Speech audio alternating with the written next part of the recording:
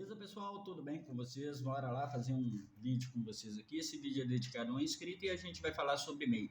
Mas MEI, da forma que eu vou falar aqui, é para o pessoal da costura, né? Muita gente que até hoje não fez o MEI, tem medo de fazer o MEI ou não sabe, né, alguns detalhes sobre o MEI. Então eu não vou esclarecer muito sobre o MEI e vou estar voltando ele mais para o nosso nicho de costura, tá ok? Bora lá falar um pouco sobre isso? Gente, bom, tem muitas amigas minhas que vêm conversar comigo e quando eu questiono ela, né, como ela trabalha, muitas das vezes ela trabalha de forma anônima, né? Ela, apesar de fazer o serviço de grandes marcas aí, trabalhar para fulano, beltrano, ela é um anônimo, é um profissional que não existe. O MEI, para você, é algo fundamental. Então, se você é costureira e trabalha em casa, tem um ateliê pequeno, né, presta serviço para alguém, então, o MEI, eu aconselho você a fazer sim, fazer imediatamente. Quem dera eu, tá? Na época que comecei, tivesse essa possibilidade, que quando eu comecei, nós éramos totalmente anônimos, tá? Graças a Deus, o MEI veio aí para sanar esse problema de muita gente. Tem muita gente que vê o MEI apenas como uma forma de empresa, e essa é uma visão muito errada sobre o MEI, tá? Então, a gente vai discutir um pouquinho isso. Você se torna uma pessoa detentora de um CNPJ, que é um CPF de uma empresa? Sim, mas a gente vai ver isso por outro ângulo e a gente vai conversar sobre isso no ângulo de costura, erros que a gente comete. Tem muita gente que faz o MEI de forma errada, com um pensamento errado. Então, a gente vai falar um pouquinho aqui sobre MEI para costureiras, tá? O que você pode esperar com o MEI? Gente, muita gente, tá, como eu disse, acha que o MEI é para você se tornar uma empresa. Mas a vantagem do MEI para uma costureira doméstica, uma costureira em casa, uma prestadora de serviço, uma pessoa que tem um ateliê, é fundamental, tá? Então é o seguinte, se você não fez, você está dormindo no tempo, você está perdendo tempo e deveria estar atenta a isso, tá? Porque isso se trata da sua segurança. Desculpem aí, meu celular está chamando ali, mas não tem como eu responder agora. Bom, vamos falar o que é a cobrança, que é o medo de muita gente. Eu vou fazer o MEI, todo mês eu tenho que pagar lá uma taxa lá e isso é só dinheiro que eu estou jogando fora. Vamos parar para pensar nisso? Vamos ver o que é a cobrança do MEI? Bora lá. O que é a cobrança do MEI, tá? A cobrança do MEI, gente, nada mais é, tá? Nada mais é a grande parte da cobrança do que seu INSS. A vantagem de se fazer isso é que isso conta na sua aposentadoria, conta na sua segurança, não te deixa tão anônima, uma pessoa anônima. Tem gente que trabalha anos e trabalharam anos e foram anônimos na costura, ninguém sabia da existência deles, eram seus clientes. E aí a gente vai falar das primeiras vantagens, depois eu vou tocar em alguns pontos de desvantagens, mas primeiro a gente vai falar das vantagens. As cobranças que você vai pagar ali mensalmente, tá? Uma taxa de 60, em 2022 é uma taxa de 66,60, tá? E o que é essa taxa de 66,60? É só o seu INSS, tá? Então, por isso conta. Qualquer empresário tem que pagar o INSS dele, tá ok? E por quê? Porque ele é um empregador. Então, você adquirindo um CNPJ, você passa a pagar o seu INSS e você começa a usufruir desses tipos de benefício, tá?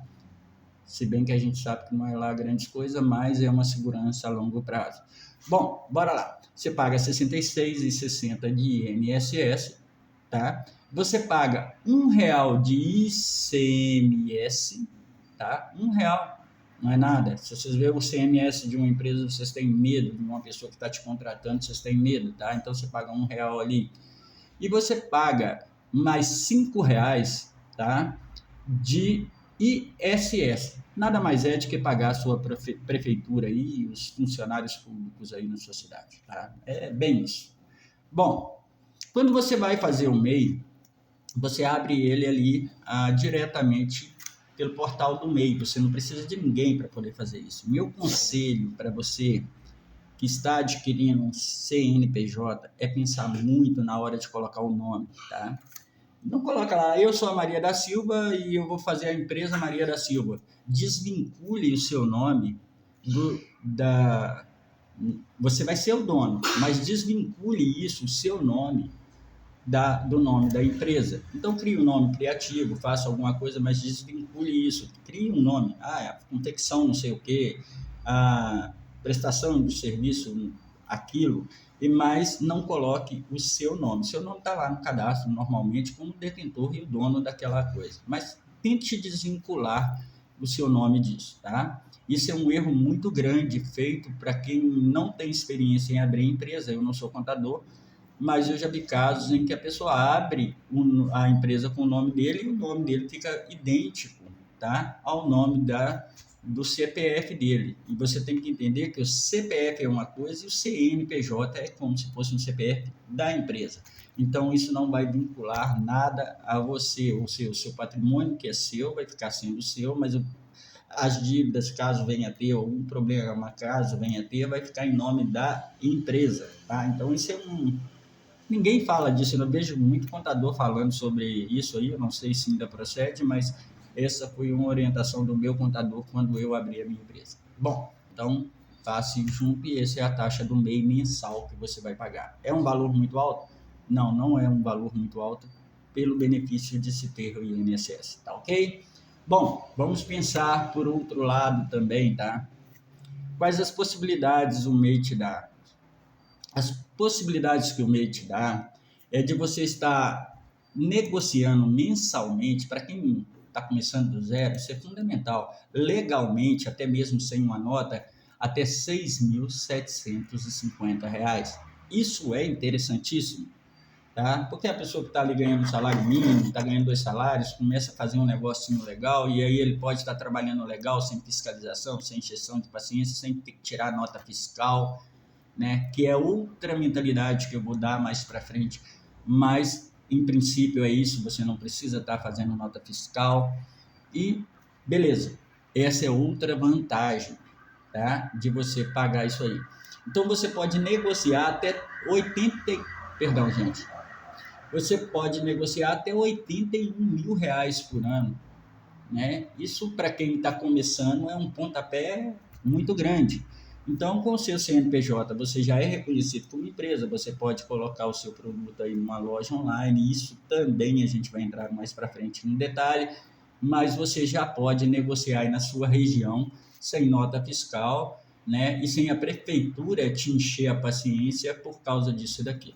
Bom, quais são as outras vantagens, né? Você pode abrir um local para você trabalhar, né? E você não precisa dar muita coisa. Você vai pegar um alvará. Aí também tem outra interpretação muito complicada, porque assim, a questão do alvará. Para você pegar um alvará para trabalhar em algum lugar, esse lugar tem que estar em boas condições, tem que atender todas as regras do comércio. Então, às vezes, você faz um MEI e pensa que tem o direito ao alvará, só que a prefeitura pode não te fornecer o seu alvará.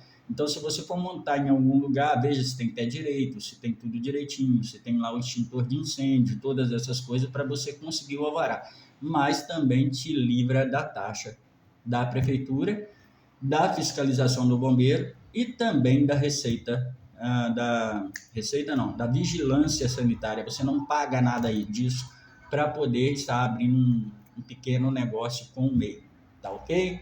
Então, isso é uma grande vantagem. Só cuide com o lugar que você vai escolher para poder fazer esse seu negócio, porque pode ser que a prefeitura venha sim a não te fornecer o alvará de funcionamento naquele local, tá ok? Isso já ocorreu com minha filha e faltavam uns pé direito e tal. Bom, essas são as vantagens. Qual as outras vantagens nós temos aí, Júlio? Olha, eu vou te falar com isso, são inúmeras. Você pode emitir ou não nota. Lembrando que quando você emite nota, você está pegando todas essas notas e está registrando com a Receita. E você tem que ter o controle mensal para não ultrapassar 6.750. Para quem nós da costura é que é o problema. Nós da costura, nós temos uma movimentação tanto de compra quanto de venda.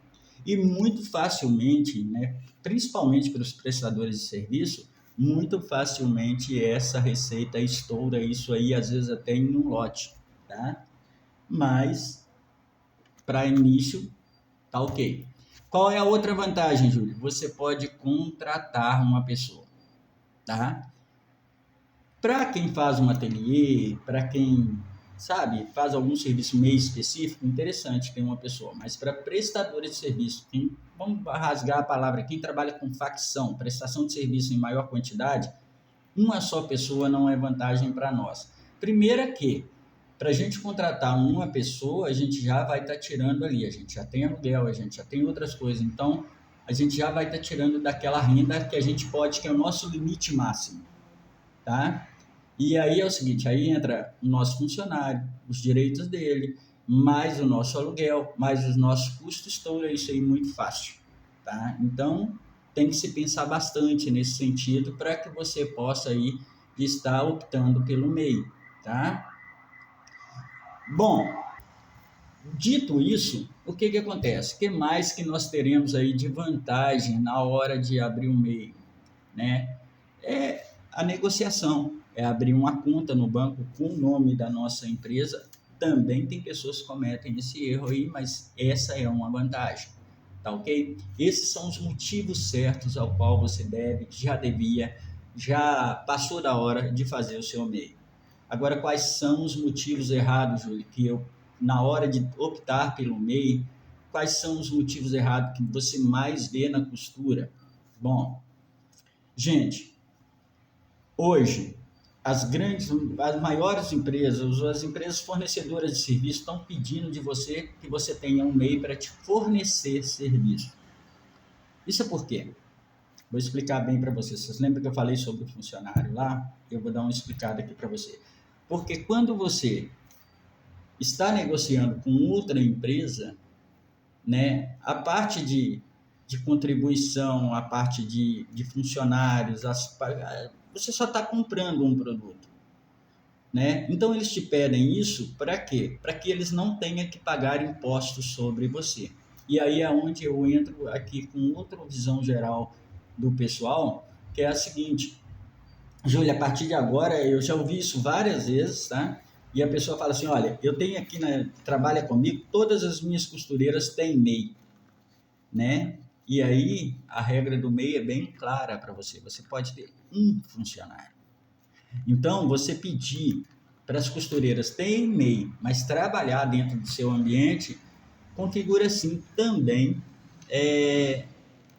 que essa profissional, apesar de ter MEI, ela é sua funcionária. Então, o MEI não te livra de você pagar, né? A pessoa ter MEI não te livra de você pagar os direitos dela, tá ok? Fica essa dica aí para vocês. Bom, qual outro detalhe, Júlia, a gente deve parar para pensar sobre MEI? Como eu disse para vocês, a gente estoura o nosso limite muito rápido quando é prestação de serviço, tá? Quando é prestação de serviço, principalmente quem trabalha com facção, olha, a facção qualquer lote aí bate aí a casa dos R$ 1.000 sendo pequeno. Então, quer dizer, se a empresa está te fornecendo notas desse envio para você e você está tendo que reenviar notas para essa empresa, o que vai acontecer com essa empresa? O seu limite vai estourar. Então, te impede de crescer. Muita empresa pede isso do funcionário e depois pede para ele, do parceiro, e depois pede para ele aumentar a produção. Só que quando ele aumenta a produção, ele estoura o limite dele de MEI e vai passar a pagar impostos bem mais caros. Então, tomem cuidado com essa questão de tributação. Se estourou esse limite, você quer se manter no MEI, se mantenha no MEI, pegue só até esse limite. Ah, mas eu preciso que você aumente a produção. Assim, eu aumento a produção e eu vou pagar mais imposto. Ou eu vou ser penalizado, vou perder o meu direito de MEI. Eu aumento a produção. Para mim aumentar a produção, eu preciso aumentar o meu número de pessoas. E aí eu não tenho como, porque vai exceder o meu limite. Então, esses cuidados você deve ter. Tá? Você deve ter, porque no fim de ano, todos os anos, você vai ter que prestar conta disso. Você vai precisar disso, tá? Então, esse é um outro detalhe que talvez não seja um erro, mas que você tem que pensar. Uma das coisas que as pessoas pensam é o seguinte: eu fiz o MEI, agora eu vou conseguir clientes novos, financiamento no banco, eu vou conseguir tudo que eu não tinha, porque meu nome estava sujo e eu agora com o MEI, eu sou empresário, eu vou conseguir novos fornecedores e tal. Gente, ninguém faz venda sem consulta, tá? Ninguém. É ilusão sua pensar isso. Então, eles vão consultar ali, o seu MEI pode não estar nas O seu MEI pode não estar listado como um MEI legal, mas você como pessoa está. Então você vai no banco para poder pegar um financiamento. Às vezes o financiamento que eles te abrem para você, ele tem um juro muito mais alto e tem uma, como se diz, além dele ter um juro muito mais alto, ele tem para você um custo muito maior. Então, é muito comum vocês virem aí propaganda, venha fazer sua conta PJ, se você é MEI, vem fazer conta aqui no Banco Santander, no Bradesco, no Banco do Brasil, na Caixa Econômica, faça o seu MEI aqui com nós. Gente, deixa eu explicar uma coisa. Esse é o motivo mais errado que você deve abrir um MEI para ele. Sim, ter a conta da sua empresa é um motivo certo, principalmente se você está com tudo em dia. Mas você não vai conseguir financiamento se você não tiver alguma coisa para dar em garantia para o banco. Empresas geralmente conseguem financiamento do sistema do BNDES, mas eu nunca vi um MEI, na minha vida, eu nunca vi um MEI conseguindo financiamentos para isso, tá? Então você deve tomar muito cuidado com as questões de contas. Você responde também como empresa, tá ok? Então fique muito atento a esses detalhes. Outra coisa que vocês devem ter atento é com as vendas online, tá? Vocês podem ficar muito atentos com essa questão das vendas online, porque quando você faz uma venda online, você vai ter que tirar ali a nota fiscal. Tá? Então, você entra numa plataforma, hoje as plataformas já estão te pedindo nota fiscal. Seus dados estão ali, sua arrecadação é maior do que os R$ 81.000 e não tente se dar mal com a Receita Federal, tá? Com a Receita, tá ok? Porque com a Receita ninguém brinca. Eu acho que é o único lugar que taxa a gente sem medo, né? Tanto federal quanto estadual, não tentem, porque o pior problema de quando você ganha uma empresa ou que você trabalha com uma empresa é você estar endividando. Até se você fizer uma empresa que não seja MEI hoje, ficar anos sem movimentar ela, você tem dívida. E o MEI não é diferente. Se você deixar de pagar, entra para a Receita, né? E vai chegar um ponto em que você não vai conseguir administrar isso. Mas para você que está trabalhando em casa, eu acho extremamente fundamental você pagar o MEI. Ah, Júlio, mas eu sou só uma costureira, sou mãe de família. Pague, não tem problema, sabe? Te garante aí na sua aposentadoria, ao longo dos anos, vai te garantir. Mas não faça o MEI com os motivos errados. Contratar alguém que só contrato quem tem MEI para trabalhar comigo. Não pense dessa forma. Eu vou abrir o MEI só para mim poder ter ali direito a abrir uma conta, porque eu com meu nome eu não estou conseguindo abrir uma conta, então com o MEI agora eu abro e consigo financiamento.